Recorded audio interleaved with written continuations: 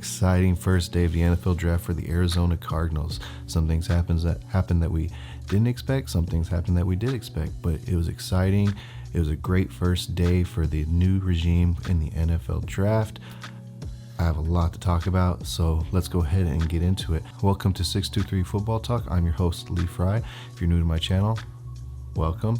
If you're returning, welcome back. So let's go ahead and talk about it. So the Cardinals traded down to 12 with the Texans, then back up to 6 with Detroit to get their guy, Paris Johnson Jr., the tackle out of Ohio State, the top tackle in this year's draft. And to be honest, like I said yesterday, I wouldn't be mad if that's what they did. And you know what? They ended up doing it. And I think it is a great draft pick. I think it is a position group in general that has been neglected over the past several years by the previous regime. So it is great that they are finally addressing that they are finally willing to build a line to protect their franchise quarterback. Whether you believe he's a franchise quarterback or not, it doesn't matter. They're stepping forward, they're doubling down, trying to do what they can to help their franchise quarterback. So I was very happy to see it. Is it the sexiest pick? No, it's not, but it's a necessity and is the best player at that position in this year's draft. And not only that, they also got themselves some draft inventory moving forward into next year with an additional first and an additional third in next year's pick. So all they really gave up to move back up to 6 from Detroit is their original second round pick, number 34. So to me, that's a hell of a first day. You know, I don't ever remember really being this excited during an NFL draft when Keim was running it. I mean, the Rosen draft was pretty cool, you know, it was pretty good, but we all know how that worked out. So yeah, I can't complain. I think this is a position of need. Whether they're going to play him at guard or they're going to play him at tackle, what they're going to do, is he going to be a right, left tackle, is he going to be a left guard? I don't know. He even said he'd play center. I don't think they drafted him to play center. I think that's something you see today. Me personally, I would go that second round pick, the best available center, because they're available right now. The top center is going to be available at that pick. And to me, you got to build this line. You got to have it's not only to protect Kyler, but it's also going to help your run game, which is going to help the whole offense in general. If you can get a line that can get a push and open up some holes, that's going to open up your run game, which is going to open up your passing game, and it's just going to make the offense just run so much smoother. So to me, with number 33, I'm taking a center because it is a position of need, and you can get the best center in the draft right now at 33. So that's just where I would go. And then you have 3 third-round picks that you can use for basically whatever you want. Maybe defensive heavy on those third-round picks. I don't know. I mean, we'll see what they do. It's going to be exciting to watch. But that's probably the route that I would go. But we'll see. I mean, that's the fun part about the draft. You can make your predictions, your guesses, but you really don't know till the team's on the clock and you get to see what they decide to do. And again, you can maybe even make a trade up if there's a guy you want, because you have those 3 third-round picks that you can use, that you can shop. So there's a lot of different avenues they can go, but I'm going off on a different tangent. So let's go back and talk about this pick. So this pick was, I only started hearing about within the past week or two about this might be the guy that they picked. And, you know, there's always the talk of Will Anderson Jr. or Tyree Wilson or Trey Beck, which obviously that's what they did. But this pick didn't really start picking up steam until the past couple weeks. And you heard Monty Ossenford talk about him after when he came in and did the top 30 visit, and he was very impressed with the kid as far as things that he was saying, how he wanted to finish what his dad started, since his dad was drafted by the Cardinals as a safety back in 1999, only lasted 1 season. So you know, he seems very motivated. So I mean, going off some of his film, he looks like a very aggressive, physical player that can move very well, has good feet. I think he's going to be a great addition to this offensive line. Again, I don't know where they're going to put him. He played guard for his first 2 years, then left tackle last year. I don't think they're going to put him at left tackle this year, you know, unless something comes up with DJ Humphries, or maybe there's something behind the scenes on that we don't know about.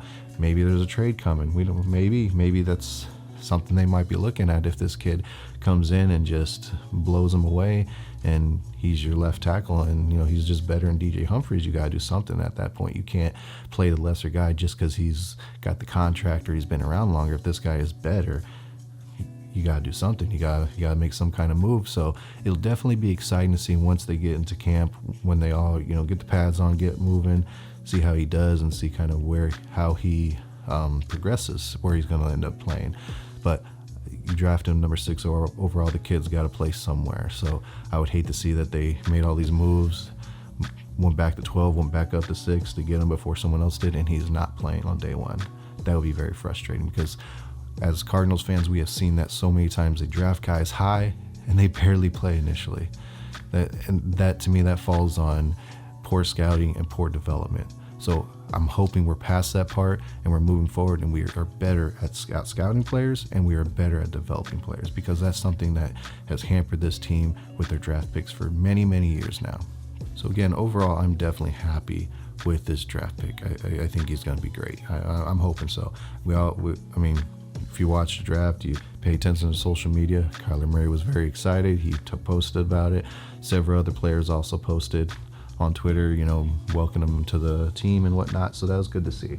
Good to see a lot of the leaders on the team were reaching out and reacting and happy about the pick. So that's great to see, and definitely happy to see that Kyler Murray's excited because he wanted this guy. And I don't think that's the reason they picked him. Even Monty Ossenfort was like, I didn't even know I didn't know he even said that. So I don't think they made this pick because Kyler wanted him. I think they made this pick because that was the guy they wanted. They knew that was a position they needed. They just knew that was a position group that they had to develop and get better at. And it just ended up being an extra bonus that Kyler wanted him. Kyler liked him. So you kind of, you make your quarterback happy, and you fill a position that's needed, that needs to get better and needs to get younger. So as far as the whole draft process in general, how do I feel like Monty Ossenfort did as far as his first draft, navigating everything? I think he handled it great. I mean, they took the clock when they were at 3 pretty damn low, and then they made that trade with the Texans to move back to 12. They got Texans next year's first and a third, and then they also got this year's second, which is number 35th they still have. So they got draft capital. They didn't get the massive haul that everyone would like, but I didn't really think that was going to happen. But I do like that they got the 2 extra future picks for next year that they can use, or that can be used in a trade later down the road if that's something they need to do or want to do. So that's, you have options, you have flexibility with that. And then with him coming back up to 6 to get their guy, and only basically giving up, the 12th pick and then the 34th overall second round pick, that's a hell of a deal. I think they killed it. I think they did a great job.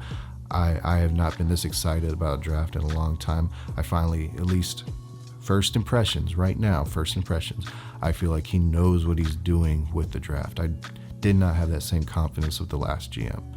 And I'm not going to talk anymore about the last GM because he's already making stupid comments this morning, and yeah, he's just an idiot. Sorry, that's how I feel. But anyways, I'm going to digress away from that and just say I feel like Monty Ossenfort and the rest of the team, they did a great job with this draft. They maneuvered this first round very, very well. So I'm looking forward to today. I'm looking forward to seeing what they do. Like I said, if it was me, I would go center with that 33 overall pick, get a solid day one starter that you can build around as a center that's going to be there forever. That's what I do with 33. And then you have 3 third rounders that if you want to package those to move up and get a guy, or if you want to just utilize those individually and just build whatever that's defense and maybe some other offensive positions, whatever you want to do, you have that flexibility. So it's definitely going to be exciting to see what they do.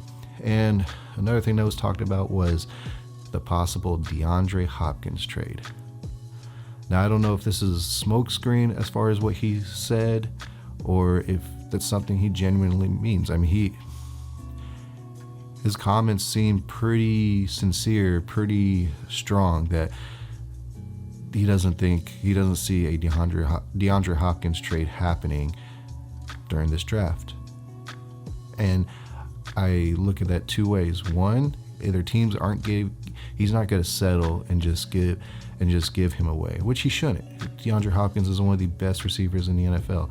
He's only 30 years old, and he only played, 9 games last year, give or take. I don't know off the top of my head, I don't have the stats in front of me. But the guy played 9 games and put up crazy numbers in just 9 games. The guy can still ball. The guy can still play. So why would you just give him away? I know the contract's an issue, but that's something that teams, if they really wanted him, could work out. I'm sure that's something that could be worked out. That's why DeAndre Hopkins it's probably why he got an agent, for that specific purpose. So if he gets traded, they can renegotiate his contract so he doesn't have such a big cap hit. So that's one thing that stood out to me, is that he's just not going to give him away, which I fully agree with. And number 2, the fact that he said DeAndre Hopkins is an Arizona Cardinal. That makes me wonder, is he going to be playing with us this year? That makes me think maybe he is. Maybe they're not really wanting to trade him. Maybe he's had a change of heart and he doesn't want to be traded. I don't know. I mean, only time will tell. I still wouldn't be surprised if somewhere down the road he gets traded. I don't think that conversation is completely gone, but I think it's gone for this draft day weekend. Unless the Cardinals get something that they just can't refuse, I think that option is gone. And if I had to bet on it, if I was a betting man, I would probably bet he plays with the Cardinals this season. That's just my take on it. I could be 100% wrong. Feel free that if it does happen to butcher me down in the comments, say, you were wrong. I'll admit it. I haven't got no problem doing that. But yeah, I just have this feeling he's going to be playing with us this year, and I'm okay with that. Especially, if Kyler seems, there's no timeline put out there, but it just seems like he's trending in a positive direction. I think he's going to be back a lot sooner than people, the quote-unquote experts, think he's going to be. So I think he's going to be back sooner than they think. And if you build a solid offensive line in front of him where he doesn't have to run for his life and he can actually sit back there and throw the ball, you look at this offense has weapons, especially if you have Hopkins. You would have Hopkins, you'd have Rondale Moore, you'd have Hollywood Brown. Greg Dortch freaking balled out last year. You have Zach Ertz coming back. You have Trey McBride, who came on at the end of last year. You got James Conner, who always plays his ass off. I mean, you have pieces on that offense. Again, I'm not saying there's going to be a worst to first team. I'm not even saying it's going to be a playoff team, but people say this is going to be the worst team in the NFL. Looking at the roster and looking at the possibilities, I don't see how that's the case. Again, I don't think this is the worst to first team. I don't even think they're a playoff team right now, but they're not a 4-win team. They're not a 3-win team. They're not a 2-win team. I think they're better now. I think they're more of a low ball 6 to 8 win team, and then if they exceed expectations, then we'll obviously be better than that. But if you just look at it, the defense right now, is probably pretty weak right now. The defense, looking at it right now, is probably not going to be that great. But if the offense is trending the way it possibly could, as you're building this offensive line, maybe Hop comes back, you have other weapons, Kyler comes back sooner than expected, this could be a pretty damn good offense. But again, only time will tell. I'm just speculating. I'm just looking at it. I'm trying to be cautiously optimistic, but I think we're definitely going to be better than we were last year. I think all the so-called experts are a little off on their assessments on the Cardinals this year, but we'll see. But anyways, getting back to the draft, I love what they did yesterday. I'm excited to see what they do today. I can't wait. I'm really excited about this season. I think it's going to be a fun season to watch. I think we got a lot of good people. I think the culture is changing. I think we actually have a real working culture compared to what we had the past couple of years. I don't think, we all know, judging by everything that's happened, the culture within this team was shit the past few seasons. So I definitely think we're in a better spot with that. And I think that as this team continues to grow and then they get out in the field and they actually are competitive and win some games, that's just going to make people buy into that culture even more. And this team, if it keeps trending the right direction, like so far, so far so good. If it keeps going in an upward trend, I think the sky's the limit, and this could be a really dangerous team here in the next year or two. As long as they nail some of these drafts, they do well in free agency.